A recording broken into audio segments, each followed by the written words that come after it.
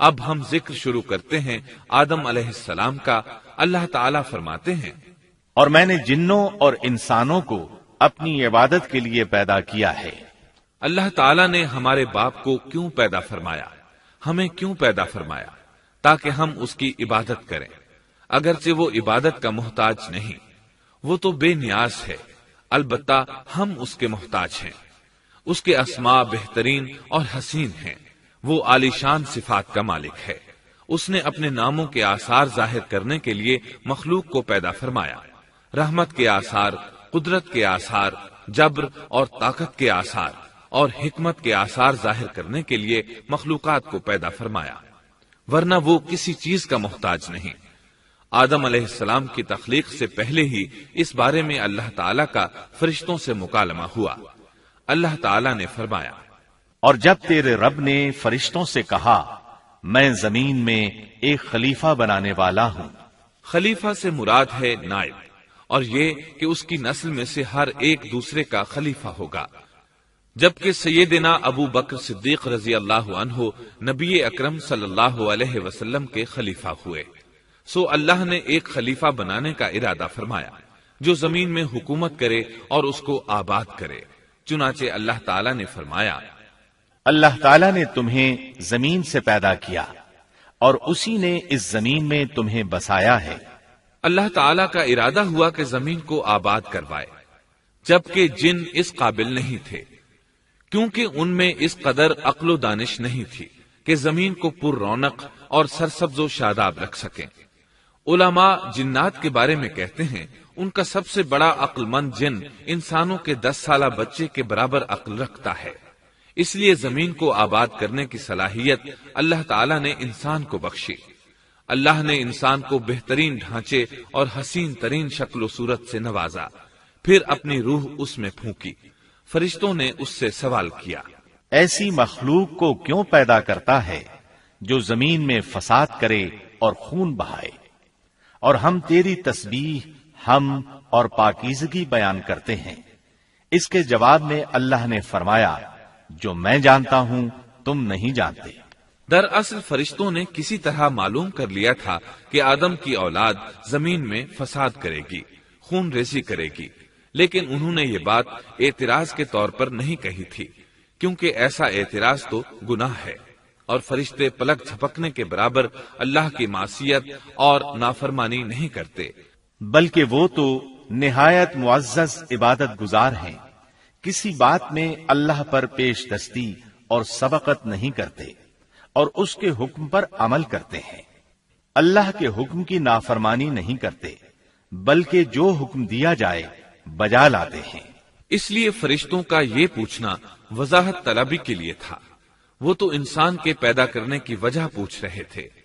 وہ زمین میں جنات کے اعمال اور کرتوت کا مشاہدہ کر چکے تھے، یعنی اللہ تعالیٰ نے انہیں پیدا کر کے اختیار دیا تو وہ فتنہ و فساد اور فسق و فجور میں مبتلا ہو گئے، اور اب ایک اور مخلوق زمین میں بسائی جا رہی تھی، تو اس بات کا امکان تھا کہ یہ مخلوق بھی ان کے نقش قدم پر چلے۔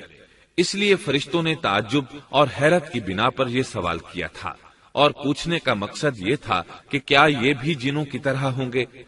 اس طرح انہیں یہ خدشہ لاحق ہوا کہ شاید ان سے اللہ کی عبادت میں کوتاہی یا کمی واقع ہوئی ہے، جس کی وجہ سے اللہ کو نئی مخلوق پیدا کرنا پڑی۔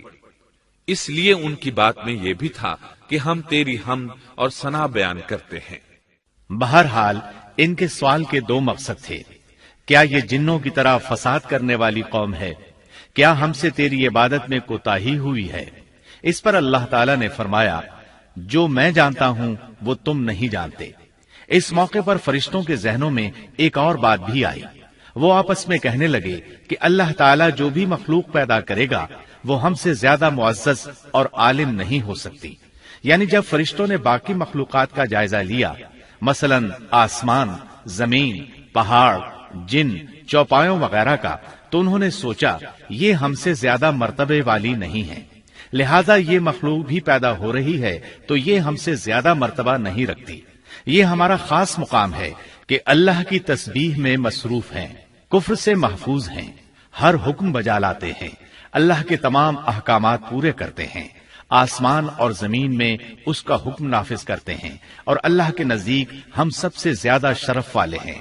لہذا اگر یہ نئی مخلوق انسان بھی پیدا ہو جائے تو کیا ہوا، ہم سے زیادہ معزز اور علم والی تو نہیں ہوگی۔ بہرحال جب اللہ تعالیٰ نے آدم کو پیدا کیا تو زمین کی مٹی لانے کا حکم فرمایا، چنانچہ اللہ تعالیٰ کے پاس مٹی لائی گئی۔ امام ترمذی، ابن حبان اور امام احمد رحمت اللہ علیہم نے ایک حدیث بیان کی ہے جس کے الفاظ کچھ یوں ہیں: اللہ تعالیٰ نے آدم علیہ السلام کو مٹی کی ایک مٹھی سے پیدا فرمایا، اس مٹی کو اللہ تعالیٰ نے پوری زمین سے اٹھوایا تھا۔ یہی وجہ ہے کہ آدم کی اولاد زمین کے لحاظ سے ہی ظہور پذیر ہوئی۔ بعض سرخ رنگ کے ہیں تو بعض سیاہ اور بعض سفید، اور کچھ اس کے درمیان میں ہیں۔ بعض نیک ہیں، بعض خبیث، اور کچھ پاکیزہ قسم کے ہیں۔ انسان کی تخلیق مٹی سے شروع ہوئی، اس مٹی کو پانی سے تر کیا گیا تو یہ تین بن گئی۔ اسی وجہ سے قرآن مجید کی بعض آیات میں تراب کا لفظ آیا ہے۔ تراب خشک مٹی کو کہتے ہیں، اور بعض آیات میں تین کا لفظ آیا ہے۔ تین تر اور بھیگی مٹی کو کہتے ہیں۔ اللہ تعالیٰ فرماتے ہیں خلقہ من تراب، یعنی آدم کو تراب سے پیدا کیا گیا۔ مٹی کی عام حالت کو تراب کہتے ہیں، اور فرمایا جب آپ کے رب نے فرشتوں سے کہا کہ میں مٹی سے بشر کو پیدا کرنے والا ہوں، جب اس مٹی کو پانی سے زیادہ بھگویا گیا تو وہ لیسدار ہونا شروع ہو گئی، اسی لیے اللہ تعالیٰ نے فرمایا ہم نے انسان کو لیسدار اور چپکنے والی مٹی سے پیدا کیا۔ پھر اللہ تعالیٰ نے اپنے مبارک ہاتھوں سے انسان کا ڈھانچہ تیار کیا۔ اللہ نے فرمایا خلقت بیدی، میں نے اپنے دونوں ہاتھوں سے پیدا کیا۔ اللہ تعالیٰ نے انسان کی خلقت فرشتوں کے سپرد نہ کی، بلکہ بذات خود اسے تخلیق کے مراحل سے گزارا اور اپنے ہاتھوں سے اس کی تصویر کشی کی۔ اللہ نے انسان کو پہلے ایک مورتی کی صورت میں ڈھالا، اس کے بعد ایک مقررہ مدت تک چھوڑے رکھا، یہاں تک کہ گیلی مٹی خشک ہو گئی اور اس کا رنگ سیاہ ہو گیا، بدبو آنے لگی، پھر وہ کھنکھناتی مٹی میں بدل گئی، اور آخرکار آگ پر پکی ہوئی مٹی یعنی فخار ٹھیکری کی صورت اختیار کر گئی، جس سے مٹکے وغیرہ تیار کیے جاتے ہیں۔ سیاہ مٹی کو ہماون کہتے ہیں، اور بدبودار کو مسنون کہتے ہیں، اور کھنکھنا کر بولنے والی مٹی کو سلسال کہتے ہیں، اور ٹھیکری کی طرح کی مٹی کو الفخار کہتے ہیں۔ مختلف آیات میں یہ الفاظ وارد ہوئے ہیں۔ اور یقیناً ہم نے انسان کو کھنکھناتی خشک مٹی سے پیدا کیا جو کہ بدبودار اور سیاہ گارے سے خشک ہوئی تھی۔ اور فرمایا اللہ نے انسان کو کھنکھناتی مٹی سے پیدا کیا جو کہ ٹھیکری کی طرح تھی۔ ان تمام آیات کریمہ میں کوئی تناقض، تعارض اور اختلاف نہیں، اس لیے کہ ان مختلف آیات میں انسان کو اس کی تخلیق کے مختلف مراحل کی یاد دہانی کرائی گئی ہے۔ خلاصہ کلام یہ ہوا کہ تخلیق کے عمل کا پہلا مرحلہ تراب تھا، یعنی عام حالت والی خشک مٹی، پھر تین یعنی بھگوئی ہوئی مٹی، پھر لیسدار مٹی یعنی سلسال، پھر ٹھیکری کی طرح کی مٹی یعنی فخار، اور یہ کام جمعے کی آخری گھڑی میں کیا گیا۔ اور یہ دن اللہ کے لحاظ سے شمار ہونے والے دنوں میں سے ہمارے دنوں کی طرح نہ تھا، ہمارے اور اللہ کے دن مختلف ہیں۔ تخلیق آدم دراصل اللہ کا کرشمہ ہے، انسانوں کو ایک صورت عطا کی گئی۔ اس مرحلے کا تذکرہ بخاری اور مسند احمد کی ایک روایت میں ہے۔ اللہ نے آدم کو پیدا کیا اور ان کا قد 60 ہاتھ یا 60 میٹر لمبا تھا۔ تمام جنتی لوگ اس قد آدم کے ساتھ جنت میں داخل ہوں گے، اور اس وقت سے لے کر آج تک مخلوق کا قد کم ہوتا چلا آ رہا ہے۔ بعد والے لوگ گزشتہ زمانے کے لوگوں سے ہمیشہ چھوٹے قد کے ہوتے چلے آ رہے ہیں۔ بہرحال سب سے پہلے اور سب سے لمبے انسان آدم علیہ السلام تھے۔ امام احمد نے منفرد طور پر ایک روایت بیان کی ہے، اس میں رسول اکرم صلی اللہ علیہ وسلم نے آدم علیہ السلام کی لمبائی 60 ہاتھ یعنی 60 میٹر اور چوڑائی 7 ہاتھ بیان فرمائی ہے۔ سبحان اللہ، سیدنا آدم کس قدر ضخیم اور عظیم مخلوق تھے، صحیح مسلم اور مسند احمد کی روایت میں ہے، اللہ نے آدم کو پیدا کیا تو اسے اپنی منشا کے مطابق کچھ عرصہ ڈھانچے کی صورت میں چھوڑے رکھا۔ ابلیس اس کے ارد گرد چکر لگانے لگا۔ اس نے دیکھا کہ وہ پیٹ والا ہے۔ وہ سمجھ گیا کہ یہ مخلوق اپنے آپ پر کنٹرول نہیں کر سکے گی۔ اس حدیث سے معلوم ہوتا ہے کہ انسانوں کی طرح جنات کا پیٹ نہیں ہے، صرف انسان ایسا ہے جس کا اندر والا حصہ کھوکھلا ہے۔ بہرحال اللہ نے انسان کو اس شکل و صورت میں پیدا فرمایا۔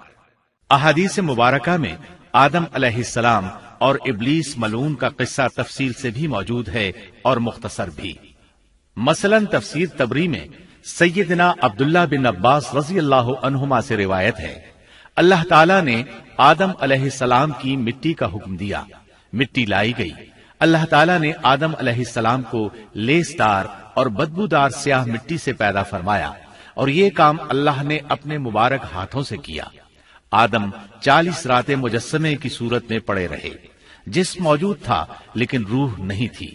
ابلیس آتا، اس ڈھانچے کو ٹھوکر لگاتا تو جسم سے ایسی آواز نکلتی جیسے خالی مٹکے پر ہاتھ مارنے سے نکلتی ہے۔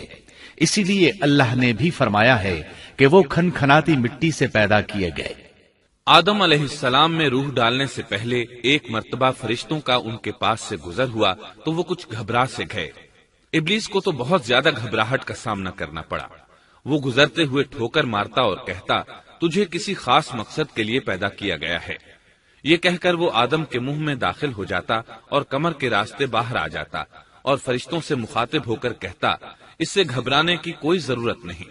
اگر مجھے اس پر مسلط کر دیا گیا تو میں یقیناً اسے ہلاکت میں ڈال دوں گا، اور اگر اسے مجھ پر مسلط کر دیا گیا تو بلا شبہ میں اس کی نافرمانی کروں گا۔ اندازہ کیجئے وہ تعجب کر رہا ہے کہ انہیں کیوں پیدا کیا گیا ہے۔ اس کی آدم علیہ السلام سے دشمنی کس قدر پرانی ہے، گویا ابتدا ہی سے یہ عداوت پر ڈٹ گیا تھا۔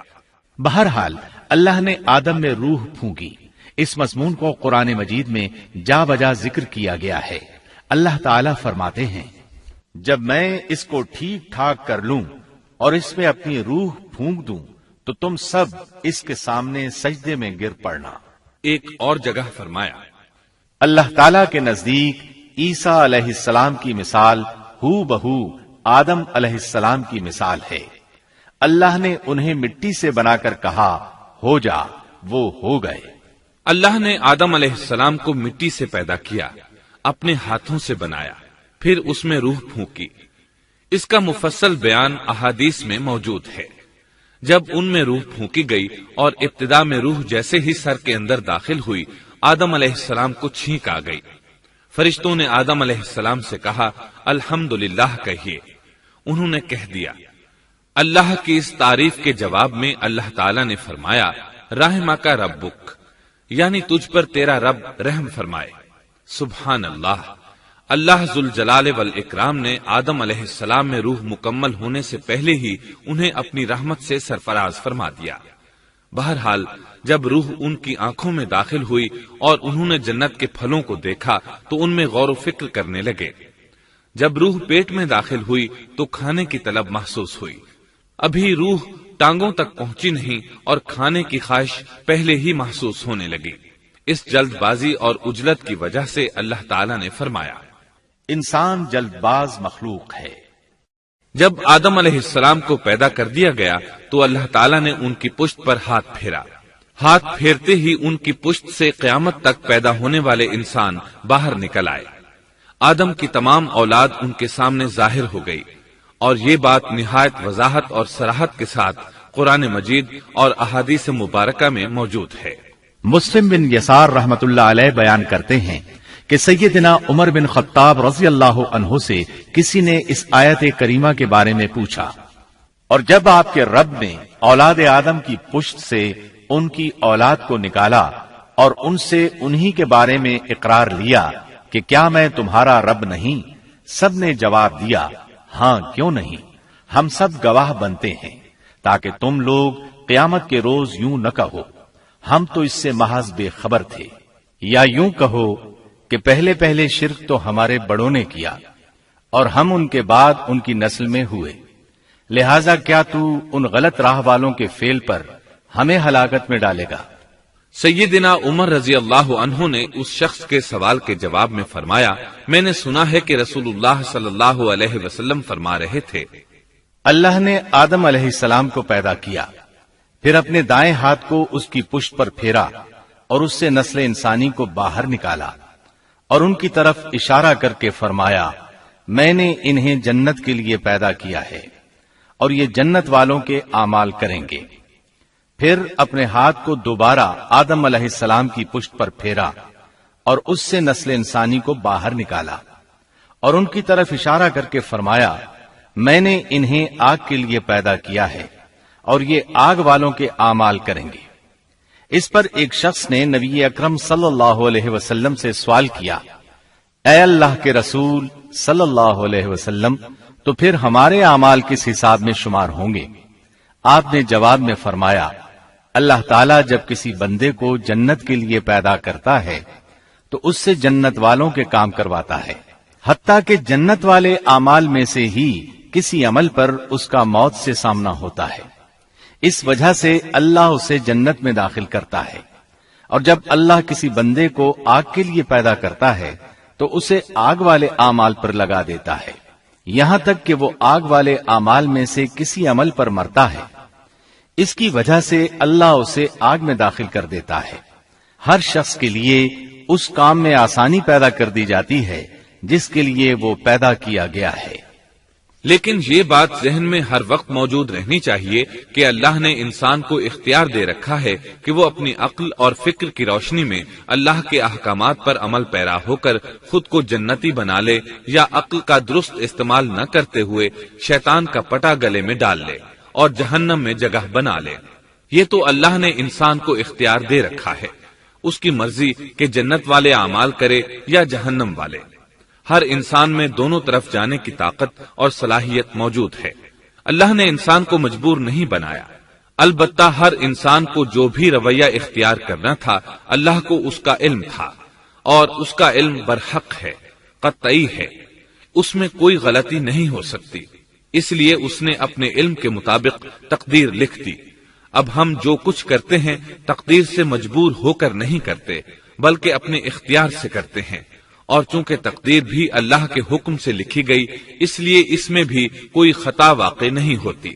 لہذا تقدیر کا یہ مطلب نہیں کہ انسان تقدیر کی بنا پر ہدایت ماننے یا نہ ماننے پر مجبور ہے، ایسی بات قطعاً نہیں۔ اور درست بات یہ ہے کہ تقدیر کا مسئلہ بہت زیادہ پیچیدہ ہے اور مشکل ترین مسائل میں سے ہے، یہاں اس کی تفصیل کا موقع نہیں۔ جب اللہ نے آدم علیہ السلام کو پیدا کر لیا اور اس میں اپنی روح پھونک دی تو فرشتوں کو حکم دیا کہ آدم کو سجدہ کرے۔ ابلیس ایک بہت نیک اور بزرگ جن تھا، اس نے کبھی اللہ کی نافرمانی نہیں کی تھی، اسی بنا پر وہ بلند مرتبہ پا کر فرشتوں میں شامل ہو چکا تھا، لیکن فرشتوں کی جنس سے قطعاً نہیں تھا۔ اللہ نے اسے اطاعت اور فرما برداری کا صلہ دیا تھا، اس کی عزت اور اکرام کرتے ہوئے آسمان میں بسایا تھا، لمحہ بھر کے لیے بھی اس نے اللہ کی نافرمانی نہیں کی تھی، اور پھر اللہ نے آدم کو سجدہ کرنے کا حکم دیا، اور اس حکم کے مخاطب فرشتے اور ابلیس تھے۔ صرف فرشتوں کے لیے یہ حکم نہیں تھا بلکہ ابلیس بھی اس حکم میں شامل تھا، کیونکہ اللہ تعالیٰ فرماتے ہیں، اور یقیناً ہم نے تمہیں پیدا کیا، پھر ہم ہی نے تمہاری صورت بنائی، پھر ہم نے فرشتوں سے کہا کہ آدم کو سجدہ کرو، تو سوائے ابلیس کے سبھی نے سجدہ کیا، وہ سجدہ کرنے والوں میں شامل نہ ہوا۔ اللہ تعالیٰ نے فرمایا، تجھے کس چیز نے سجدے سے روک دیا جبکہ میرا حکم تیرے لیے بھی تھا؟ تو اس سے ثابت ہوا اس حکم میں فرشتوں کے ساتھ ابلیس بھی شامل تھا، کیونکہ قرآن میں از امرتک کے الفاظ ہیں۔ اس کا مطلب ہے کہ میں نے تجھے حکم دیا تھا، اور پھر ابلیس نے جواب میں یہ نہیں کہا کہ تو نے تو مجھے حکم ہی نہیں دیا تھا، بلکہ اس نے سجدہ نہ کرنے کی وجہ یہ بتائی۔ اس نے کہا، میں سجدہ کیوں کروں، میں اس سے بہتر ہوں، اس لیے کہ تو نے مجھے آگ سے پیدا کیا اور اسے مٹی سے۔ تو پھر کہا، اللہ نے حکم دیا، تو اس سے نیچے اتر جا۔ غرض جب ابلیس نے نافرمانی کی، سرکشی اور تکبر کا مظاہرہ کیا تو اس وقت اللہ تعالیٰ اور اس کے درمیان مکالمہ ہوا۔ اللہ نے اس کی سرکشی دیکھ کر اسے سزا دیتے ہوئے فرمایا، اس جنت سے اتر جا، تجھے کوئی حق حاصل نہیں کہ تو اس جنت میں رہ کر تکبر کرے۔ ابلیس نے جواب میں کہا، مجھے قیامت کے دن تک مہلت دے دیجئے، یعنی اتنی لمبی عمر دے دیجئے کہ میں قیامت تک زندہ رہوں، موت نہ آئے۔ اللہ نے فرمایا، تجھے مہلت دے دی گئی، لیکن ایک وقت مقررہ تک۔ اور جب شیطان اس طرف سے مطمئن ہو گیا کہ اسے مہلت مل گئی، تب اس نے کہا، چونکہ تو نے مجھے گمراہ کر دیا ہے، اس وجہ سے میں قسم کھاتا ہوں کہ میں انسانوں کی گمراہی کے لیے تیرے سیدھے راستے پر بیٹھ جاؤں گا، پھر ان کے آگے سے، ان کے پیچھے سے، ان کے دائیں سے، ان کے بائیں سے، ان کے پاس آؤں گا، اور آپ ان میں سے اکثر لوگوں کو شکر گزار نہیں پائیں گے۔ اللہ تعالیٰ نے شیطان کا رد کرتے ہوئے فرمایا، یہاں سے ذلیل و خوار ہو کر نکل جا۔ ان میں سے جو شخص بھی تیرا حکم مانے گا، میں ایسے تمام گمراہوں سے جہنم کو بھر دوں گا۔ جو انسان بھی تیرا پیروکار بنے گا، وہ جہنم کا مستحق اور حقدار ٹھہرے گا۔ قرآن مجید میں دوسرے مقامات پر بھی اس گفتگو کو نئے پیرائے میں دہرایا گیا ہے۔ مثلاً اللہ نے فرمایا، یقیناً ہم نے انسان کو کھنکھناتی مٹی سے پیدا فرمایا ہے، جو کہ سڑے ہوئے گارے کی تھی، اور اس سے پہلے ہم نے جنات کو لو والی آگ سے پیدا کیا۔ اور جب تیرے پروردگار نے فرشتوں سے فرمایا، میں انسان کو سیاہ بدبودار کھنکھناتی مٹی سے پیدا کرنے والا ہوں، جب میں اسے پورا بنا چکوں اور اس میں اپنی روح پھونک دوں تو تم سب اس کے لیے سجدے میں گر پڑنا۔ چنانچہ تمام فرشتوں نے سجدہ کیا سوائے ابلیس کے، اس نے سجدہ کرنے والوں میں شمولیت اختیار کرنے سے صاف انکار کر دیا۔ اللہ تعالیٰ نے فرمایا، اے ابلیس، تجھے کیا ہوا کہ تو سجدہ کرنے والوں میں شامل نہ ہوا؟ وہ بولا، میں ایسے انسان کو سجدہ نہیں کر سکتا جسے تو نے سیاہ بدبودار کھنکھناتی مٹی سے پیدا کیا ہے۔ اللہ تعالیٰ نے فرمایا، اب تو بہشت سے نکل جا، کیونکہ تو مردود ہے اور تجھ پر قیامت کے دن تک میری پھٹکار ہے۔ کہنے لگا، اے میرے رب، مجھے اس دن تک مہلت دے دے جس دن کے لوگ دوبارہ زندہ کیے جائیں گے۔ اللہ نے فرمایا، اچھا، اس مقررہ وقت کے دن تک تجھے مہلت دی گئی۔ کہنے لگا، اے میرے رب، چونکہ تو نے مجھے گمراہ کیا ہے، مجھے بھی قسم ہے کہ میں انسانوں کے لیے زمین میں گناہوں کو خوشنما بناؤں گا اور ان سب کو بہکا دوں گا، سوائے ان کے جو تیرے منتخب اور مخلص بندے ہوں گے، وہ میرے بہکاوے میں نہیں آئیں گے۔ اللہ نے فرمایا، ہاں، یہی مجھ تک پہنچنے کی سیدھی راہ ہے کہ مخلص بن جاؤ، میرے بندوں پر تجھے کوئی غلبہ نہیں ہوگا۔ البتہ جو گمراہ لوگ تیری پیروی کریں گے، یقیناً ان کے وعدے کی جگہ جہنم ہے۔ ایک اور مقام پر اللہ تعالیٰ فرماتے ہیں، جب ہم نے فرشتوں کو حکم دیا کہ آدم کو سجدہ کرو تو ابلیس کے سوا سب نے سجدہ کیا۔ اس نے کہا، کیا میں اسے سجدہ کروں جسے تو نے مٹی سے پیدا کیا ہے؟ اچھا دیکھ لے، اسے تو نے مجھ پر فضیلت دی ہے، اگر مجھے بھی تو نے قیامت تک ڈھیل دی تو میں سوائے چند لوگوں کے اس کی اولاد کو گمراہ کروں گا۔ اس پر اللہ نے فرمایا، جا، ان میں سے جو بھی تیرا فرمانبردار ہو جائے گا تو تم سب کی سزا جہنم ہے، جو پورا پورا بدلہ ہے۔ ان میں سے تو جسے بھی اپنی آواز کے ساتھ بہکا سکتا ہے بہکا لے، اور ان پر اپنے سوار اور پیادے چڑھا لا، یعنی اپنے گھڑ سوار لشکر اور پیدل لشکر کو چڑھا کر لے آ، اور اپنا ہر داؤ، ہر ترکیب اور ہر اسلحہ استعمال کر لے، اور ان کے مالوں اور اولاد میں بھی شرکت کر لے، اور تو انہیں دل بہلانے والے وعدے دے لے، یعنی ان کے برے اعمال بنا سنوار کر انہیں دکھا اور غلط خواہشات دلا، جنت، دوزخ اور دوبارہ زندہ نہ ہونے کے وعدے دے، اور ان سے شیطان کے جتنے بھی وعدے ہوتے ہیں سب کے سب سراسر فریب ہیں۔ یقیناً میرے سچے بندوں پر تیرا کوئی قابو اور غلبہ نہیں ہوگا، تیرا رب کارسازی کرنے والا کافی ہے۔ اسی طرح بہت سی آیات میں پہلی معصیت الہی کا ذکر کیا گیا ہے۔ سب سے پہلا نافرمان ابلیس ملعون تھا، وہ خبیث اللہ کے سامنے تکبر اور انات سے بھرپور جواب دیتا رہا۔ اسی وجہ سے اللہ نے اسے کافر کا لقب دیا۔ کافر اسے کہتے ہیں جو نعمت کا انکار کرے۔ اللہ نے اس پر اتنا فضل و کرم اور انعام و احسان کیا کہ بلند ترین مرتبے تک پہنچا دیا، لیکن اس نے اللہ کی اس نعمت کی قدر نہ کی، پرواہ نہ کی اور کفر کا راستہ اختیار کیا۔ اللہ تعالیٰ فرماتے ہیں، جبکہ آپ کے رب نے فرشتوں سے فرمایا کہ میں مٹی سے ایک انسان کو پیدا کرنے والا ہوں، سو جب میں اسے ٹھیک ٹھاک کر لوں اور اس میں اپنی روح پھونک دوں تو تم سب اس کے سامنے سجدے میں گر پڑنا۔ چنانچہ تمام فرشتوں نے سجدہ کیا مگر ابلیس نے نہ کیا اور اس نے تکبر کیا، وہ کافروں میں سے تھا۔ سب سے پہلا گناہ تکبر تھا، اسی لیے علماء کرام فرماتے ہیں تمام گناہوں کی جڑ تکبر اور غرور ہے۔ نبی اکرم صلی اللہ علیہ وسلم نے اپنی امت کو تکبر نہ کرنے کا سختی سے حکم فرمایا، اس کی برائی، وبال اور ہلاکت سے آگاہ فرمایا۔ آپ نے فرمایا، اللہ اس شخص کی طرف رحمت سے دیکھے گا بھی نہیں جس نے تکبر کی بنا پر کپڑا ٹخنوں سے نیچے لٹکایا۔ اس کے علاوہ نبی صلی اللہ علیہ وسلم نے تو مطلقاً فرما دیا، وہ شخص جنت میں داخل ہونے کے قابل نہیں جس کے دل میں ذرہ برابر بھی تکبر ہے۔ جو شخص اپنے کپڑے، اپنے مکان اور اپنے قبیلے پر فخر کرتا ہے اس سے اللہ کی رحمت اٹھ جاتی ہے۔ اسی لیے نبی صلی اللہ علیہ وسلم نے جب اپنے صحابہ کرام کو دیکھا کہ مہاجر صحابی انصار صحابہ کے خلاف اور انصاری صحابی مہاجرین صحابہ کے خلاف آواز لگا رہے ہیں تو آپ نے فرمایا، اس جاہلیت والی پکار کو چھوڑو، یہ بہت بدبودار ہے۔ برادری کی بنیاد پر لڑنا، باہم فخر کرنا برے نتائج کا ذریعہ ہے۔ گناہوں کی بنیاد بھی تکبر ہے۔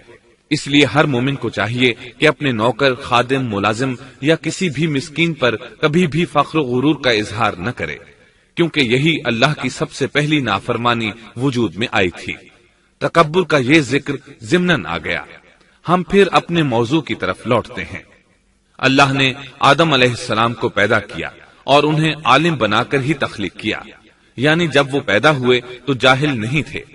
اللہ نے آدم علیہ السلام کو فرشتوں سے بھی بڑا عالم بنا کر پیدا فرمایا۔ بے شمار احادیث میں آدم علیہ السلام کی ابتدا اور ان کے علم کا ذکر موجود ہے۔ جب اللہ نے آدم میں مکمل روح ڈال دی اور وہ اپنے پاؤں پر کھڑے ہو گئے تو اللہ نے انہیں حکم دیا، جاؤ فرشتوں کی جماعت کو السلام علیکم کہو۔ آدم اور فرشتوں کی زبان عربی تھی، یہی زبان اہل جنت کی ہے۔ آدم گئے، جا کر سلام کہا، انہوں نے جواب میں کہا وعلیکم السلام ورحمت اللہ، یعنی تجھ پر اللہ کی سلامتی اور رحمت ہو۔ اللہ نے فرمایا، یہ تیرا اور تیری اولاد کا آپس میں ایک دوسرے کو تحفہ اور ہدیہ ہے۔ اللہ نے آدم علیہ السلام کو ابتدا ہی میں تمام نام سکھا دیے۔ مفسرین نے ان ناموں کے بارے میں بہت بحثیں ذکر کی ہیں۔ مضبوط موقف سیدنا عبداللہ بن عباس رضی اللہ عنہما کا ہے کہ اللہ نے آدم علیہ السلام کو ہر چیز کا نام سکھا دیا تھا، مثلاً یہ پہاڑ ہے، یہ سمندر ہے، یہ پرندہ ہے، یہ درخت ہے وغیرہ۔ وہ آسمان اور زمین کی ہر چیز کا نام جانتے تھے۔ یہ علم کیسا تھا، انسان نے کس طرح ہر چیز کا نام پہچان لیا۔ یقیناً اللہ انسان میں یہ طاقت پیدا کر سکتا ہے کہ وہ ہر علم کا احاطہ کر سکے۔ اللہ نے آدم علیہ السلام کو ہر چیز کا نام اور اس کی صنعت اور کام بھی معلوم کرا دیا۔ آگ، لوہے، لکڑی، غرض ہر چیز کا نام اور استعمال ذہن میں ڈال دیا۔ وہ کس قدر عظیم علم سے بہرور ہوئے، سبحان اللہ۔ بہرحال اللہ نے آدم علیہ السلام کو صرف شکل و صورت اور تخلیق ہی میں بلند مرتبہ عطا نہیں کیا تھا، بلکہ عقل و علم کے لحاظ سے بھی بلند درجے اور مقام پر فائز کیا تھا، جیسا کہ اللہ تعالیٰ فرماتے ہیں، اللہ نے آدم علیہ السلام کو ہر چیز کا نام سکھا دیا، پھر ان چیزوں کو فرشتوں پر پیش کیا اور فرمایا، مجھے ان چیزوں کے نام بتاؤ اگر تم سچے ہو۔ مطلب یہ کہ تم اپنے دعوے میں کہاں تک سچے ہو؟ جب آدم کی تخلیق ہوئی تو تم نے کہا تھا اللہ جو چاہے پیدا کر لے، قسم ہے وہ ہم سے زیادہ معزز اور عالم نہیں ہوگا۔ اس دعوے میں اگر تم سچے ہو تو ذرا ان اشیاء کے نام تو بتاؤ۔ اللہ تعالیٰ نے آدم علیہ السلام کا زیادہ معزز ہونا، مکرم ہونا اور علم و معرفت والا ہونا واضح کرنے کے لیے فرشتوں کو حکم دیا کہ آدم علیہ السلام کو سجدہ کریں۔ یہ سجدہ تعظیمی تھا، عبادت والا سجدہ نہیں تھا۔ سجدہ تعظیمی پہلے وقتوں میں جائز تھا، لیکن اب حرام ہے۔ اسی لیے تو یعقوب علیہ السلام، ان کی بیوی اور 11 بیٹوں نے یوسف علیہ السلام کو سجدہ کیا تھا۔ بہرحال فرشتوں نے آدم علیہ السلام کو سجدہ کیا۔ اس سے معلوم ہو جاتا ہے کہ کون زیادہ عزت اور عظمت والا ہے۔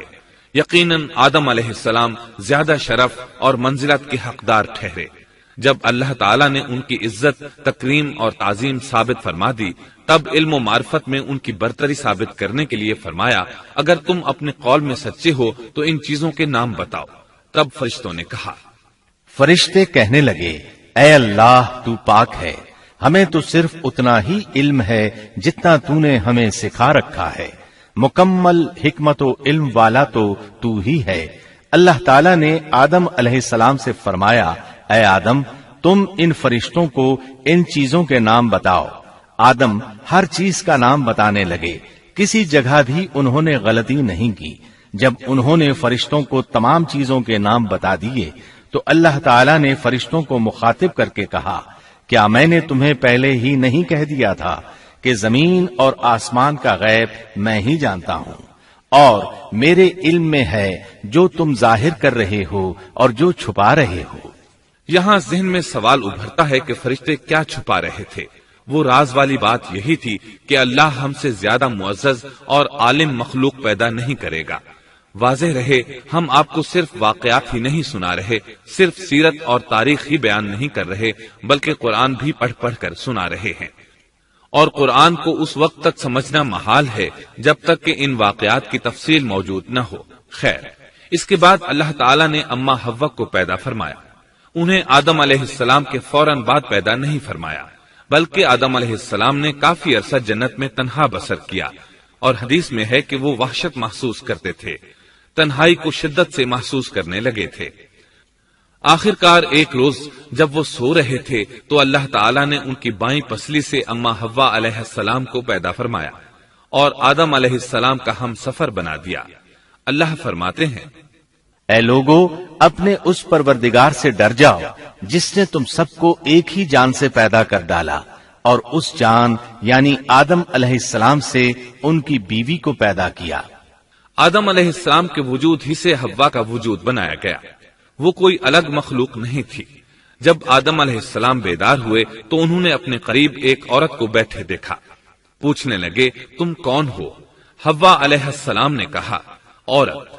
آدم علیہ السلام نے پھر پوچھا، تجھے کس لیے پیدا کیا گیا ہے؟ وہ بولی، آپ کے لیے، تاکہ آپ مجھ سے سکون اور انس حاصل کریں۔ جب فرشتوں نے آدم علیہ السلام کو ایک عورت سے باتیں کرتے دیکھا تو کہنے لگے، اب ایک اور نئی مخلوق پیدا کی گئی ہے۔ آدم علیہ السلام نے ان مخلوقات کا نام تو بتا دیا تھا جو مشہور و معروف تھیں، ان کا نام پوچھنا چاہیے۔ انہوں نے آدم علیہ السلام سے سوال کیا، انہوں نے فوراً جواب دیا، حوا، اس لیے کہ اللہ نے تو آپ کو ہر چیز کا نام سکھا دیا تھا۔ فرشتوں نے کہا، ان کا نام حوا کیوں رکھا گیا ہے؟ آدم علیہ السلام نے جواب دیا، اس لیے کہ اسے ایک زندہ چیز سے پیدا کیا گیا ہے، حیات کی نسبت سے حوا نام رکھا گیا۔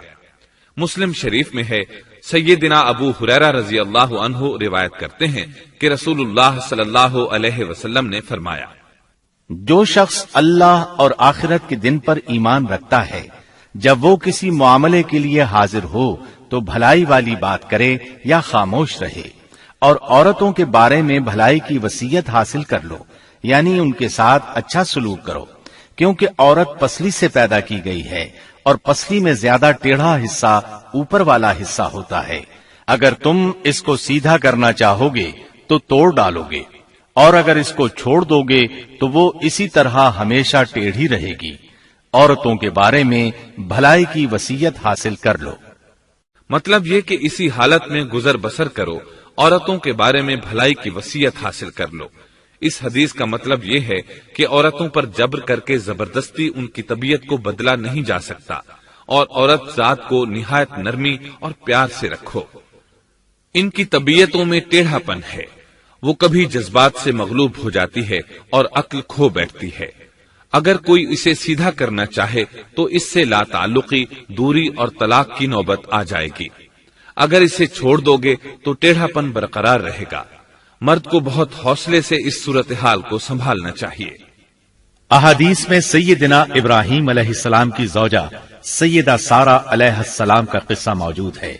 وہ حوا علیہ السلام کے بعد کائنات کی سب سے زیادہ خوبصورت عورت تھی۔ احادیث سے یہ اشارہ ملتا ہے کہ حوا علیہ السلام ابتدائے انسانیت سے لے کر قیامت تک پیدا ہونے والی تمام عورتوں میں خوبصورت تھیں۔ اب ابلیس لگا اپنے وسوسے شروع کرنے۔ آدم اور حوا علیہ السلام دونوں اللہ کے حکم سے جنت میں تھے کہ شیطان نے انہیں پھسلانے کی کوشش شروع کر دی۔ اللہ تعالیٰ فرماتے ہیں، اور ہم نے کہہ دیا اے آدم تم اور تمہاری بیوی جنت میں رہو اور جہاں سے چاہو با فراغت کھاؤ۔ جنت بھی کیسی؟ اللہ فرماتے ہیں، وہ جنت کہ جس کی چوڑائی ہی آسمانوں اور زمین کے برابر ہے۔ سو اس جنت میں سے جو چاہو سو کھاؤ، کچھ بھی منع نہیں سوائے ایک درخت کے، چنانچہ ارشاد ہوا، اور ہم نے کہا اے آدم تم اور تمہاری بیوی جنت میں رہو، پھر جس جگہ سے چاہو با فراغت کھاؤ اور اس درخت کے پاس مت جاؤ ورنہ ظالموں میں سے ہو جاؤ گے۔ ایک اور جگہ فرمایا، اور جب ہم نے فرشتوں سے کہا کہ آدم کو سجدہ کرو تو ابلیس کے سوا سب نے سجدہ کیا۔ ابلیس نے انکار کیا تو ہم نے کہا اے آدم یہ تیرا اور تیری بیوی کا دشمن ہے، خیال رکھنا ایسا نہ ہو کہ وہ تم دونوں کو جنت سے نکلوا دے اور تو مصیبت میں پڑ جائے۔ یہاں تو تجھے آرام ہے، نہ تو بھوکا ہے اور نہ ننگا، اور نہ تو یہاں پیاسا ہوتا ہے، نہ دھوپ سے تکلیف اٹھاتا ہے۔ گویا اللہ نے سیدنا آدم علیہ السلام کو وسوسے سے پہلے ہی خبردار کر دیا تھا۔ ان آیات سے یہ بھی پتا چلا کہ انسان سے ابلیس کی عداوت اور دشمنی ابتدا ہی سے چلی آ رہی ہے، اور یہ بھی ثابت ہوا کہ جو لوگ کہتے ہیں کہ انسان ابتدا میں ننگا تھا ان کا قول صحیح نہیں، اس لیے کہ اللہ تعالیٰ نے جنت میں بھی آدم علیہ السلام پر لباس رکھا اور زمین میں بھی لباس نازل کر دیا، جیسا کہ اللہ تعالیٰ فرماتے ہیں، اے آدم کی اولاد ہم نے تم پر لباس کو نازل کیا جو تمہاری شرمگاہوں کو چھپاتا ہے اور زینت کا سبب بھی ہے، اور تقوی کا لباس اس سے بھی بہتر ہے۔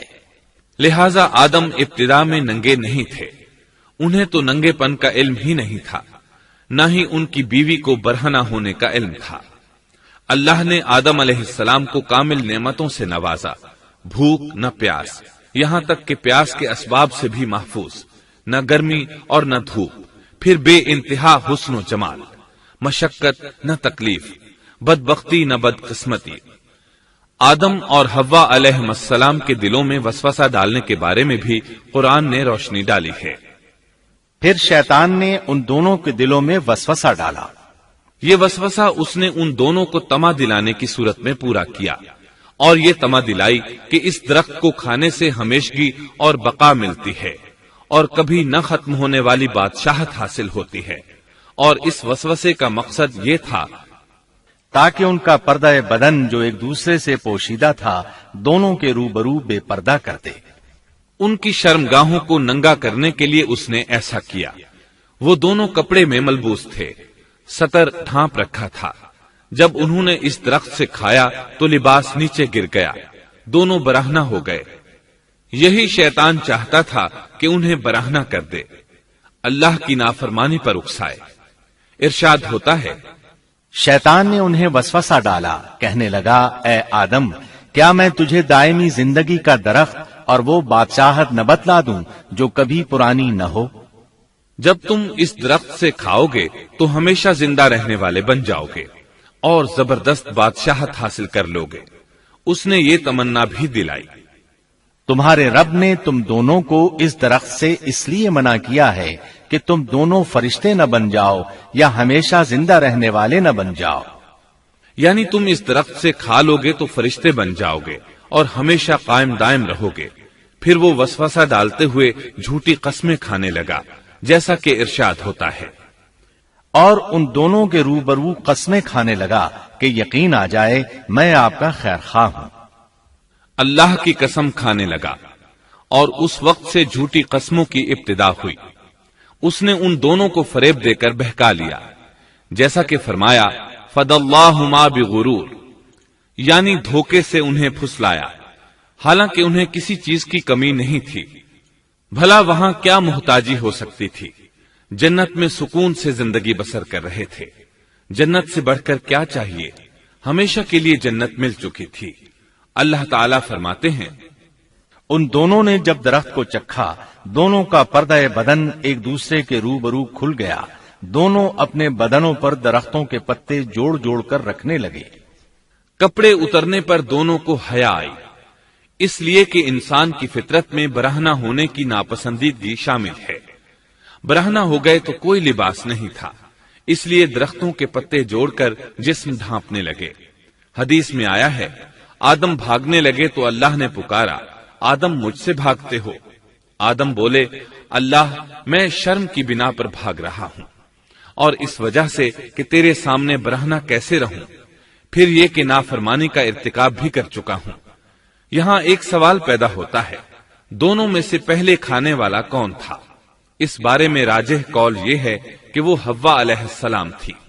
انہی نے آدم علیہ السلام کو طمع دلاتے ہوئے اس غلطی پر آمادہ کیا تھا، جیسا کہ بخاری شریف میں نبی اکرم صلی اللہ علیہ وسلم نے فرمایا، اگر حوا نہ ہوتی تو کوئی عورت اپنے خاوند سے خیانت نہ کرتی۔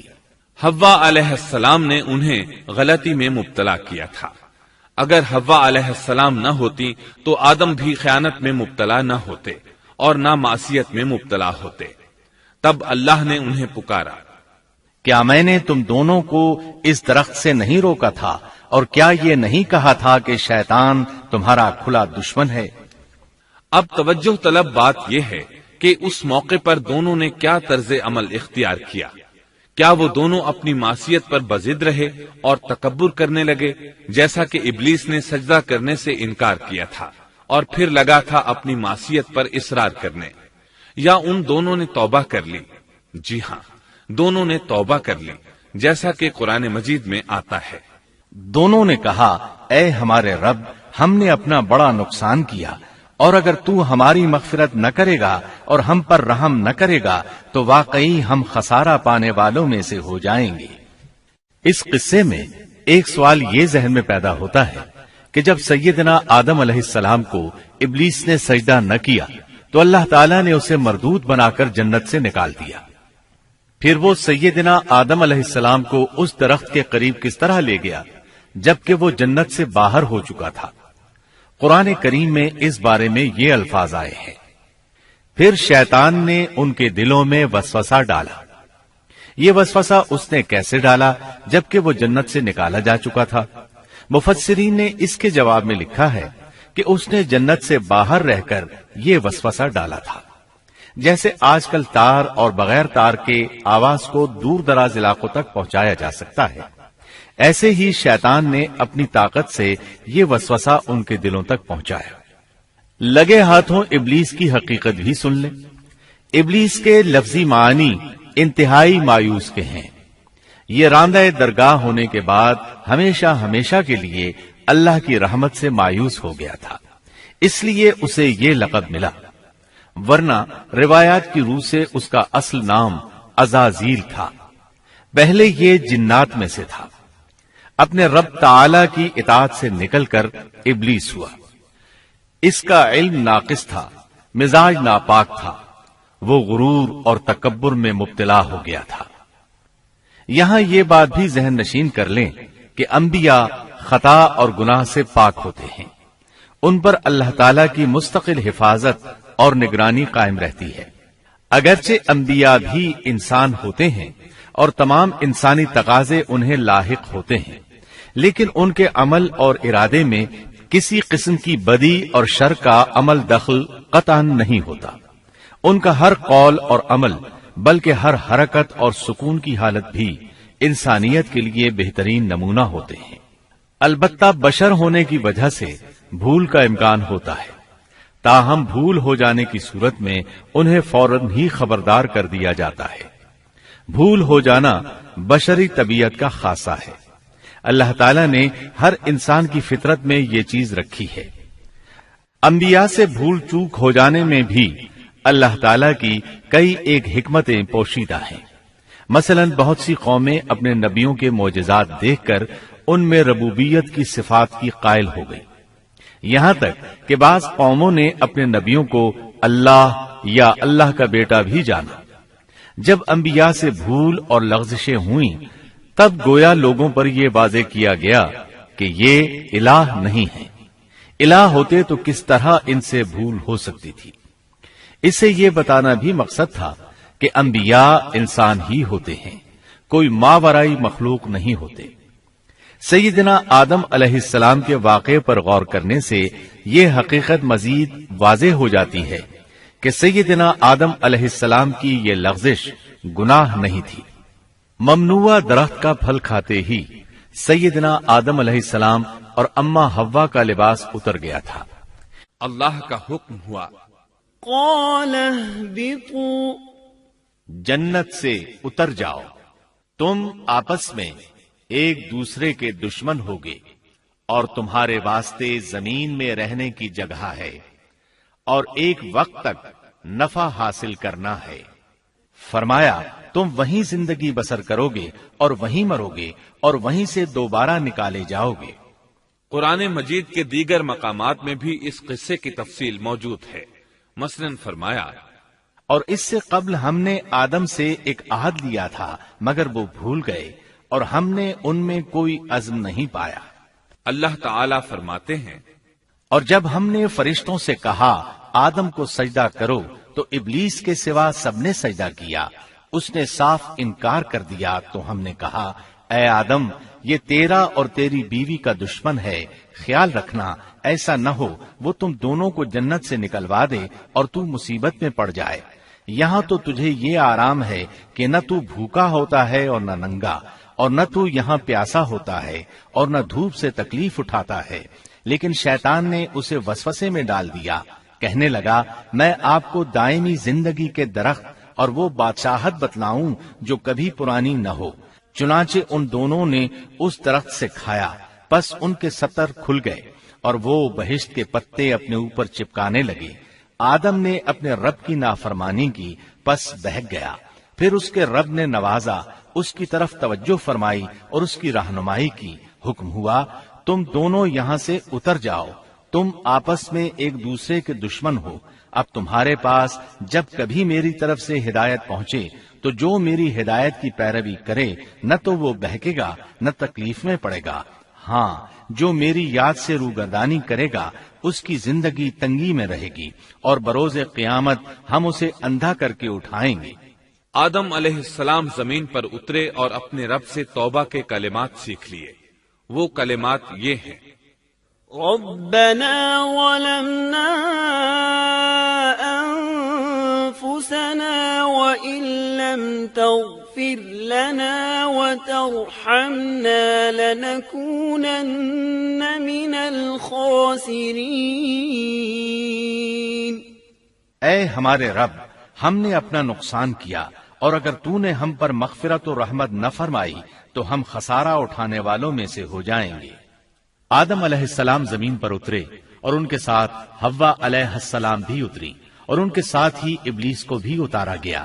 یہ کس جگہ پر اترے اس بارے میں اختلاف پایا جاتا ہے، لیکن ابن عباس رضی اللہ عنہ کی بات راجح محسوس ہوتی ہے کہ آدم علیہ السلام کو ہند میں اور حوا علیہ السلام کو جدے میں اتارا گیا۔ جب آدم علیہ السلام اتر آئے تو حوا علیہ السلام کی تلاش شروع کر دی، زمین میں ان کی تلاش میں سرگرداں ہوئے۔ آخر کار میدان عرفات میں دونوں کی ملاقات ہو گئی۔ چونکہ میدان عرفات میں دونوں نے ایک دوسرے کی معرفت حاصل کی تھی اور ان کا آپس میں تعارف ہوا تھا، لہذا اسی مناسبت سے اس میدان کا نام عرفات مشہور ہو گیا۔ اللہ تعالیٰ نے زمین کے اندر انسانوں کو پھیلانا شروع کیا اور زمین کو مردوں اور عورتوں سے آباد کر دیا۔ امام طبری رحمت اللہ علیہ بیان کرتے ہیں کہ حوا علیہ السلام نے آدم علیہ السلام کے لیے 20 ولادتوں میں 40 بچوں کو جنم دیا۔ ہر بار 2 بچوں کو جنم دیتی تھی، ایک لڑکا ہوتا ایک لڑکی۔ سب سے پہلا جوڑا قابیل اور اس کی بہن قمیم کا تھا۔ پھر انسانوں کی افزائش شروع ہوئی، آبادی میں اضافہ ہونے لگا۔ اللہ نے آدم علیہ السلام ہی کو ان کا نبی متعین کر دیا، وہ انہیں دین سکھاتے رہے۔ اس وقت تمام لوگ موحد تھے، خالص توحید کو اپنانے والے تھے، یعنی کان الناس امۃ واحدہ، تمام لوگ ایک ہی امت کے تھے، ان میں شرک کا شائبہ بھی نہ تھا۔ ابن جریر اور ابن کثیر رحمہم اللہ نے ابو موسیٰ اشعری رضی اللہ عنہ کی روایت بیان کی ہے، اللہ نے جب آدم علیہ السلام کو جنت سے زمین پر اتارا تو انہیں ہر چیز کی کاریگری اور صنعت کا علم تھا۔ جب وہ اترے تو عالم بھی تھے، لباس میں ملبوس بھی تھے، کام کاج کے تمام طریقوں سے باخبر بھی تھے، لوہے، آگ، لکڑی اور کپڑے کے استعمال سے بھی بخوبی واقف تھے۔ ہمارے برعکس وہ ان کاموں کو اپنی ابتدا ہی سے جان چکے تھے، کیونکہ ہم سب لوگوں کا حال یہ ہے کہ جب تک سکھایا نہ جائے ہمیں کچھ نہیں آتا۔ آج کے دور میں بعض افریقی قبائل کے افراد وحشیانہ اور غیر مہذب زندگی گزارتے ہیں۔ علماء کا کہنا ہے کہ یہ لوگ زمین پر رہنے والوں میں سے گمراہ ترین انسان ہیں۔ انہوں نے بہترین زندگی ضائع کر دی اور گھٹیا زندگی کو پسند کیا۔ تہذیب و تمدن کا آغاز چونکہ ابتدائے آفرینش سے ہے، اس لیے ہر انسان کی فطرت میں تہذیب کی سوجھ بوجھ موجود ہے۔ بہرحال آدم علیہ السلام کے بعد انسانی مخلوق کی تعداد روز بروز بڑھتی چلی گئی اور انسانی کمزوریوں کی بنا پر گناہ شروع ہو گئے۔ زمین پر سب سے پہلے ہونے والی معصیت قابیل کے ہاتھوں اپنے بھائی حابیل کے قتل کی صورت میں سامنے آئی۔ اللہ تعالیٰ نے قرآن مجید میں قابیل اور اس کے بھائی حابیل کا قصہ بیان کیا ہے۔ قابیل قرخت اور درشت طبیعت کا مالک تھا، جبکہ اس کا بھائی حابیل رحم دل اور نرم طبیعت تھا۔ قابیل کھیتی باڑی کرتا تھا اور حابیل مویشی چراتا تھا۔ حابیل کے نرم دل ہونے کی ایک وجہ اس کا بکریاں چرانا تھا، کیونکہ ایک چرواہا اپنی بکری کو بھوکا دیکھ کر اسے چارہ کھلائے بغیر نہیں رہتا، نہیں وہ کسی بکری کو پیاسا دیکھ کر اسے بھول جاتا ہے۔ اپنے جانور پر اس کی طاقت سے زیادہ بوجھ بھی نہیں لادتا۔ بنی نوع انسان کی تعداد میں اضافے کے لیے اس وقت ایسا قانون تھا جو اب حرام ہے، اور وہ ہے بہن کے ساتھ نکاح۔ چونکہ اس وقت کے سب لوگ آدم علیہ السلام کی حقیقی اولاد تھے اور آپس میں بہن بھائی تھے، اس لیے اس وقت کی شریعت کی روح سے قابیل اپنے ساتھ جڑواں پیدا ہونے والی بہن کے سوا کسی دوسری بہن سے شادی کر سکتا تھا، اور اسی طرح حابیل اپنے ساتھ جڑواں پیدا ہونے والی بہن کے علاوہ کسی دوسری بہن سے شادی کر سکتا تھا۔ اس کی صورت یہ تھی کہ قابیل کی شادی حابیل کی بہن سے ہو اور حابیل کی شادی قابیل کی بہن سے ہو، لیکن ہوا یہ کہ حابیل کی بہن خوبصورتی میں قابیل کی بہن سے کم تھی، اس لیے قابیل نے حابیل کی بہن سے شادی کرنے سے انکار کر دیا اور اپنی جڑواں بہن سے شادی کی خواہش ظاہر کی، لیکن ایسا کرنا آدم علیہ السلام کی شریعت میں حرام تھا۔ آپ نبی بھی تھے اور رسول بھی۔ رسول اور نبی میں فرق یہ ہے کہ رسول پر شریعت اور احکام نازل ہوتے ہیں، لیکن نبی پر شریعت نازل نہیں ہوتی، البتہ اس کی طرف وحی نازل ہوتی ہے اور معجزات عطا کیے جاتے ہیں، جبکہ شریعت صرف رسولوں ہی پر نازل کی جاتی ہے۔ آدم علیہ السلام بھی چونکہ رسول تھے، اس لیے ان کی شریعت میں یہ قانون تھا کہ کوئی شخص اپنے ساتھ جڑواں پیدا ہونے والی بہن کے ساتھ شادی نہیں کر سکتا۔ قابیل اس شرعی حکم کی وجہ سے غضبناک ہو گیا، اس نے تعجب کا اظہار کرتے ہوئے اس قانون کو ماننے سے انکار کر دیا۔ آدم علیہ السلام نے ان دونوں کے درمیان فیصلہ کرتے ہوئے انہیں حکم دیا کہ دونوں اللہ کے حضور ایک ہدیہ پیش کریں۔ ہدیہ اس جانور کو کہتے ہیں جسے اللہ کے نام پر ذبح کر کے فقراء میں تقسیم کر دیا جائے۔ اس سے مقصود اللہ کے لیے اپنی نیت کو خالص کرنا ہوتا ہے۔ اس عمل کو قربانی کہا جاتا ہے۔ آدم علیہ السلام کے زمانے میں قربانی کا جو قانون تھا اس کے قبول ہونے کی نشانی طے تھی، اور وہ یہ کہ آسمان سے ایک آگ نمودار ہوتی اور اس قربانی کو جلا دیتی۔ اس کا مطلب تھا قربانی قبول ہو چکی ہے، اور اگر آگ قربانی کو نہ جلاتی تو سمجھ لیا جاتا کہ قربانی قبول نہیں ہوئی۔ آخر قربانی کا دن آ پہنچا۔ حابیل نے اپنے مویشیوں میں سے ایک بہترین جانور لیا اور قربان گاہ میں لا کر اللہ کے حضور پیش کر دیا۔ دوسری طرف قابیل نے اپنی کھیتی کے غلے میں سے ردی قسم کا غلہ قربانی کے لیے پیش کیا۔ دوسرے دن دونوں قربان گاہ پہنچے تو انہوں نے دیکھا کہ حابیل کی قربانی قبول ہو چکی ہے، جبکہ قابیل کی قربانی کو آگ نے چھوا تک نہیں تھا۔ یہ دیکھ کر قابیل حابیل پر غضبناک ہوا۔ شیطان نے بھی اسے وسوسے میں مبتلا کیا کہ اپنے بھائی کو قتل کر دے۔ اس نے اپنے بھائی حابیل کو جان سے مار ڈالنے کا پختہ ارادہ کر لیا۔ اس وقت تک روئے زمین پر کوئی انسان قتل نہیں ہوا تھا۔ انسانی تاریخ میں یہ پہلا قتل ہے جس کا ارتکاب قابیل نے کیا۔ وہ اپنے بھائی حابیل کے پاس گیا اور اس سے بولا، میں تجھے قتل کر دوں گا۔ جواب میں حابیل نے کہا، اگر تو مجھے قتل کرنے کی کوشش کرے گا تو میں اپنے دفاع میں ہاتھ نہیں اٹھاؤں گا، اس لیے کہ میں چاہتا ہوں تو اپنے دیگر گناہوں کے ساتھ میرے قتل کا گناہ بھی اٹھا لے، تیرے گناہ زیادہ ہو جائیں۔ چنانچہ ایک تاریک رات میں حابیل سویا ہوا تھا کہ قابیل ایک بڑا سا پتھر اٹھا کر اس کے پاس آیا۔ اس نے وہ پتھر اپنے بھائی کے سر پر دے مارا۔ اس طرح اس نے حابیل کو قتل کر دیا، روئے زمین پر قتل کی ابتدا کر دی، زمین کو پہلے خون سے رنگ دیا۔ تاریخ انسانی میں یہ سب سے پہلا جرم تھا جو قابیل کے ہاتھوں ہوا۔ قتل تو وہ کر بیٹھا، اب حیران اور پریشان ہوا کہ اس کی لاش کا کیا کرے۔ اس وقت تک نسل انسانی موت سے بھی دوچار نہیں ہوئی تھی۔ آدم علیہ السلام کی اولاد میں سے اس وقت تک کوئی فوت نہیں ہوا تھا، اس لیے قابیل کو معلوم نہیں تھا کہ مردے کے ساتھ کیا کیا جائے۔ اسی کشمکش کے عالم میں اس نے بھائی کی لاش کو کمر پر اٹھا لیا اور چل پڑا۔ چلا جا رہا تھا کہ اللہ نے 2 کوے بھیجے۔ دونوں کوے آپس میں لڑ پڑے، ایک نے دوسرے کو ہلاک کر دیا۔ اب زندہ کوا مٹی کھودنے لگا۔ اس طرح اس نے ایک گڑھا تیار کر لیا، مردہ کوے کو اس میں رکھا اور اوپر مٹی ڈال دی۔ اس طرح قابیل کو دفن کا طریقہ معلوم ہوا۔ اس نے بھی گڑھا کھودا اور حابیل کی لاش کو اس میں دبا دیا۔ وہ اپنے کیے پر نادم ضرور تھا، لیکن اس نے اللہ سے معافی نہ مانگی، جبکہ انسان کے لیے ضروری ہے کہ اس سے کوئی گناہ ہو جائے تو اللہ سے معافی مانگے۔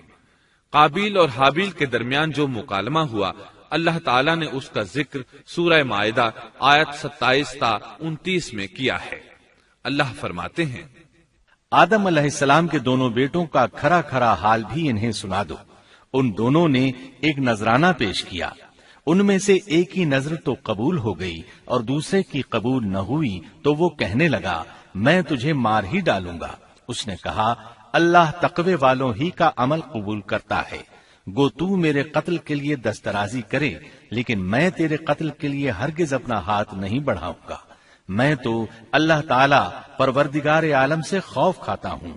میں تو چاہتا ہوں کہ تو میرا گناہ اور اپنا گناہ اپنے سر پر رکھ لے اور دوزخیوں میں شامل ہو جائے۔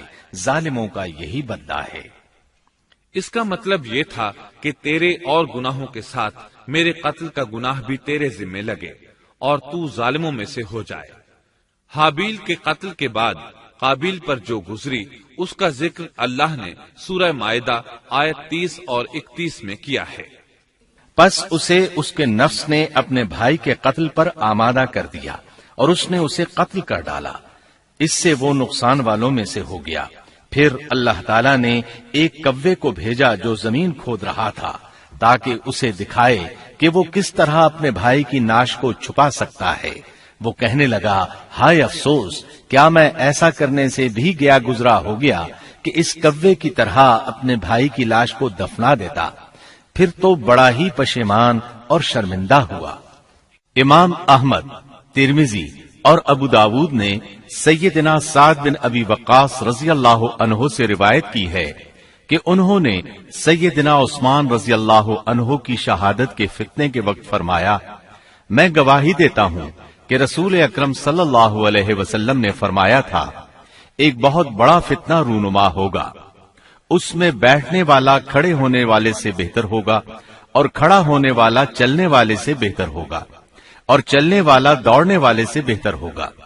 کسی نے کہا، اگر کوئی میرے گھر میں داخل ہو کر میری طرف ہاتھ بڑھائے تاکہ وہ مجھے قتل کر دے تو آپ صلی اللہ علیہ وسلم نے فرمایا، تو آدم علیہ السلام کے بیٹے کی طرح قتل ہو جا، یعنی اس فتنے میں قتل ہو جانا۔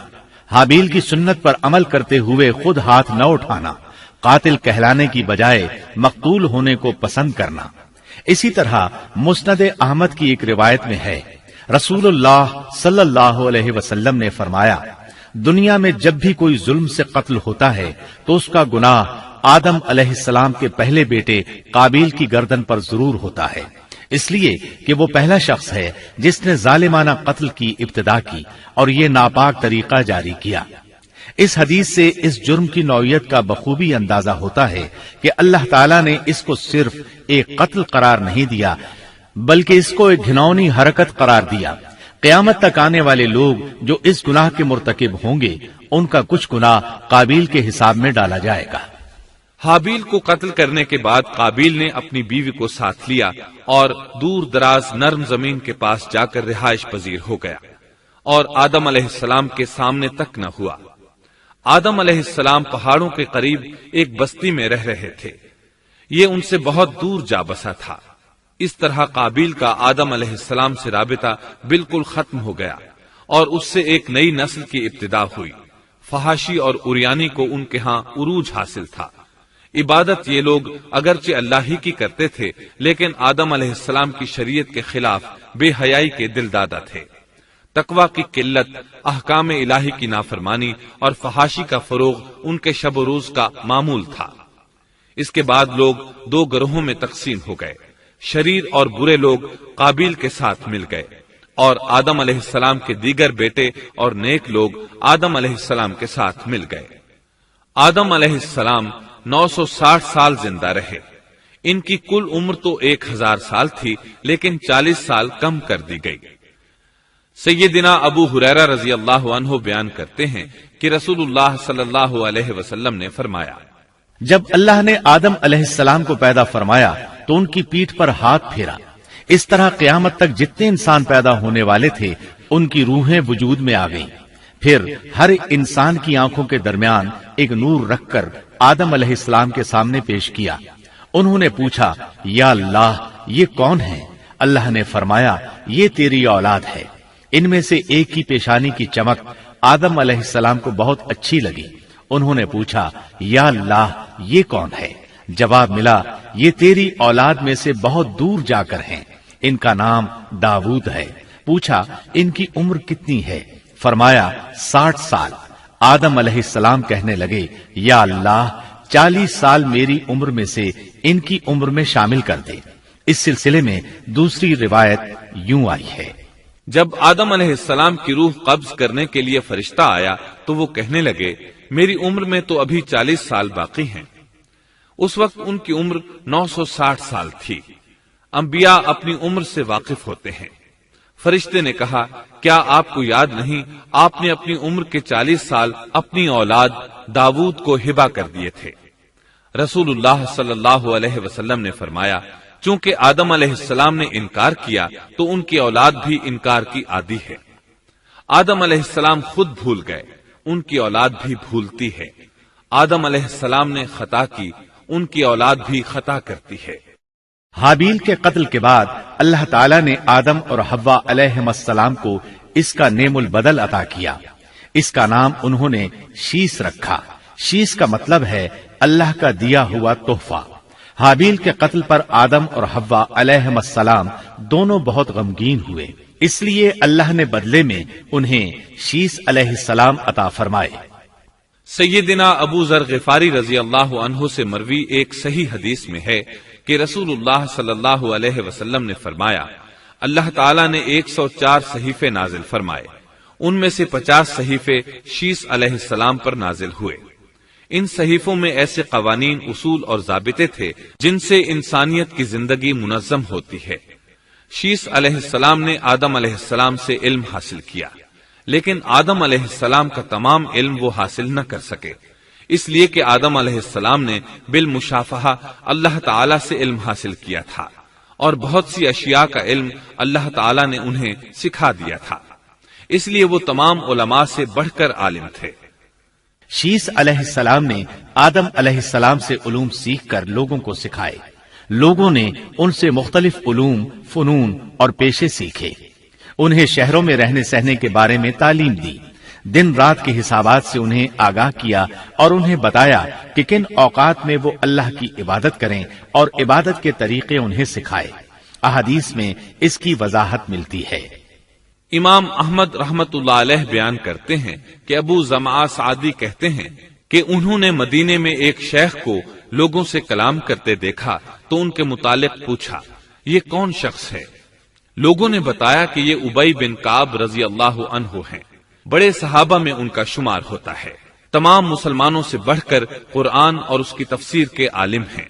अबू जमा फरमाते हैं कि उबई बिन काब रजी अल्लाह अन्हु उस वक्त ये वाकया बयान कर रहे थे कि जब आदम अलैहिस्सलाम की वफात का वक्त करीब आया तो उन्होंने अपने बेटों से फरमाया, मेरा जन्नत के फल खाने को जी चाहता है। जन्नत के फल दुनियावी फलों जैसे ही होते हैं। सेब, अनार, अंगूर ये सब जन्नत में मौजूद थे। जन्नत के और दुनिया के फलों में फर्क ये है कि दुनियावी फल बदबूदार हो जाते हैं, जबकि जन्नती फल कभी बदबूदार नहीं होते। इसी तरह दुनियावी फलों का जायका आर्जी होता है, जबकि जन्नती फलों का जायका हमेशा बरकरार रहता है। इसलिए आदम अलैहिस्सलाम ने चाहा कि वो जन्नत के फल खाएं। चुनाचे उनके बेटे तलाश में निकल गए। उन्होंने अपने साथ कुल्हाड़े, कुदालें और टोकरियां ले ली। रास्ते में उन्हें फरिश्ते मिले। उनके पास आदम अलैहिस्सलाम का कफन और खुशबू वगैरह थी। उन्होंने पूछा, आदम के बेटो, किस चीज की तलाश में हो? कहां जा रहे हो? उन्होंने जवाब में कहा, हमारे वालिद मरीज हैं, उन्हें जन्नत के फलों की ख्वाहिश है। फरिश्ते उनके सामने इंसानी शक्ल में आए थे। उनकी बात सुनकर बोले, वापस जाओ, तुम्हारे वालिद फौत होने के करीब हैं। अब उनमें इतनी ताकत नहीं रही कि फल खा सकें। जब फरिश्ते आदम अलैहिस्सलाम की रूह कब्ज करने के लिए आए तो हव्वा अलैहिस्सलाम ने उन्हें पहचान लिया। वो बुलंद आवाज से आदम अलैहिस्सलाम को पुकारने लगी। उनके साथ चिमड़ गईं। आदम अलैहिस्सलाम बोले, मुझसे अलग हो जाओ, पहले भी मुझे तुम्हारी वजह से मुसीबत पहुंची थी। मेरे और मेरे रब के फरिश्तों के दरमियान से हट जाओ। फिर फरिश्तों ने आदम अलैहिस्सलाम की रूह कब्ज की, उन्हें गुस्ल दिया, कफन पहनाया, खुशबू लगाई, आपकी कब्र खोदी। फिर उन्होंने आदम अलैहिस्सलाम की नमाज जनाजा अदा की। उसके बाद उन्हें कब्र में उतारा, फिर ऊपर मिट्टी डाल दी और बोले, आदम के बेटो, तुम्हारे लिए यही तरीका है। उस वक्त तक लोग कफन दफन के अहकामात से वाकिफ नहीं थे। उन्हें इल्म न था कि काबिल ने अपने भाई को कैसे दफन किया था। इसलिए फरिश्तों को भेजा गया ताकि तदफीन का तरीका बता दें। तो इस तरह इंसान को दफन करने का तरीका मालूम हुआ जो फरिश्ते लेकर आए थे। आदम अलैहिस्सलाम ने अपनी 960 साल की मुकम्मल जिंदगी में सिवाय उस दरख्त का फल खाने के और कोई खता नहीं की। आपकी वफात के 1 साल बाद हव्वा अलैहिस्सलाम भी वफात पा गईं। ये था हमारे बाप सैयदिना आदम अलैहिस्सलाम का उसवा और सीरत तैयबा का हाल।